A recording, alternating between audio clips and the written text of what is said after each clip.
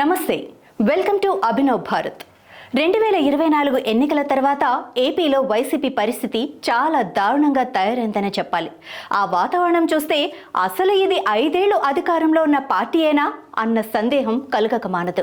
ఎన్నికల్లో ఘోర ఓటమి తర్వాత వైసీపీని అసలు పట్టించుకునేవారే కనిపించడం లేదు. ఆ పార్టీ అధినేత జగన్ తరచూ బెంగళూరు ప్రయాణం కట్టడంతో వైసీపీ పార్టీ పరిస్థితి మరింత ఇబ్బందికరంగా తయారవుతోంది.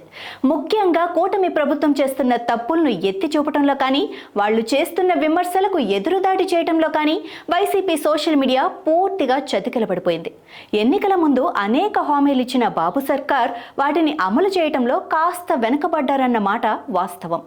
కేవలం పెన్షన్ పెంచడం తప్ప ఇప్పటి వరకు చేసిందేమీ లేదు. కానీ మరోపక్క కూటమి అనుకూల మీడియాలో ఇష్టం వచ్చినట్లు వార్తలను ప్రచురిస్తున్నారు. అయినా కూడా వైసీపీ సోషల్ మీడియా యాక్టివ్ అవటం లేదు. దానివల్ల పార్టీ తీవ్రంగా నష్టపోతోంది.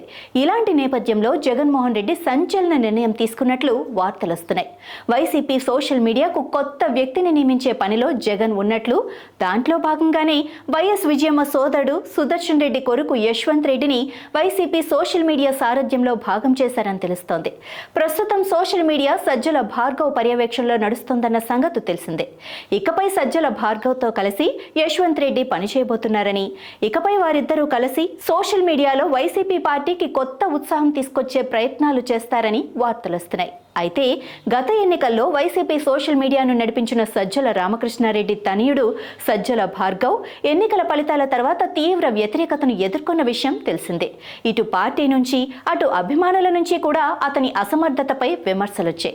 ఈ నేపథ్యంలో ఎన్నికల ఫలితాల తర్వాత అతను పూర్తిగా ముఖం చాటేశాడు. పార్టీకి అండగా సోషల్ మీడియా సైన్యాన్ని నిలబెట్టాల్సిన సమయంలో వాళ్ళందరినీ ముందుగానే ఇంటికి పంపించి ఒక్కసారిగా చేతులెత్తేయాల్సిన పరిస్థితి తీసుకొచ్చాడు. ఇవన్నీ దృష్టిలో పెట్టుకుని సజ్జల కుమారుడికి చెక్ పెట్టడానికే యశ్వంత్ రెడ్డిని రంగంలోకి దించుతున్నాడన్న వార్తలు కూడా పార్టీలో వినిపిస్తున్నాయి. ఇక యశ్వంత్ రెడ్డి రంగంలోకి దిగడంతో ప్రభుత్వానికి వ్యతిరేకంగా కూటమి తప్పిదాలను ఎత్తి చూపుతూ సోషల్ మీడియాలో ఎండగడతామని వైసీపీ వర్గాలు అంటున్నాయి.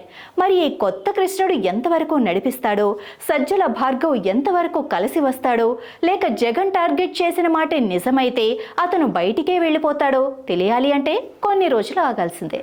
నాయకులారా, మీ పనితనం మీ అధినాయకులకు తెలియజేయాలనుకుంటున్నారు. ప్రజలారా, మీ సమస్యలను మీ నాయకులకు తెలియజేయాలనుకుంటున్నారు. ప్రజా సమస్యల పరిష్కార వేదిక మీ అభినవ్ భారత్.